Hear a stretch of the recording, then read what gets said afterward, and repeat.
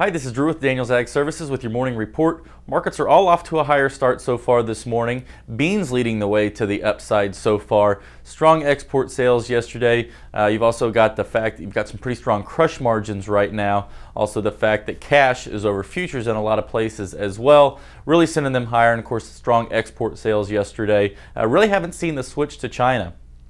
From China down to South America like we've been anticipating. We didn't see that last year either, and we got quite a bit of a run in soybeans like we talked about earlier this year in the Wilkins Ag Wire. So we'll have to see if that switch does come. We did see some cancellations come in January, but we haven't really seen much since. So that will likely drive the direction of the soybean market moving forward. So we'll definitely keep you updated as far as that goes. But as noted, higher across the board so far this morning. Outsides are higher as well. You got the Ukraine and Russia ceasefire, which starts on Saturday at midnight. So the outside markets are a little at ease in risk-on mode based on that right now. So Valentine's Day, that Ukraine ceasefire goes into effect. So we're seeing a little bit of risk-on in the outside markets due to that. The Brazilian harvest is moving along quite well, getting really good yields down there. The CONAB yield number that we talked about yesterday was 94 point something million metric tons. And a lot of people out there are thinking that if things continue the way they are right now and go down into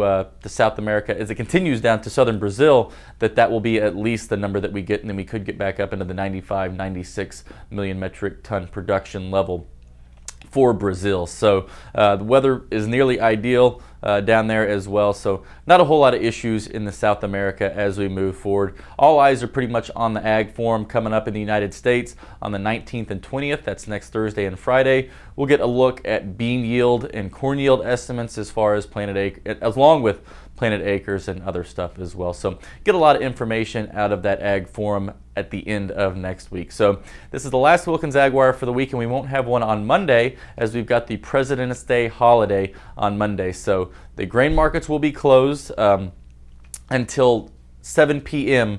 on Monday. So no overnight session on Sunday, no trading on Monday, and then we'll have the overnight trading session begin at 7 p.m. Central Time on Monday. So that's all we've got for today. Have a great weekend, and we will see you on Tuesday.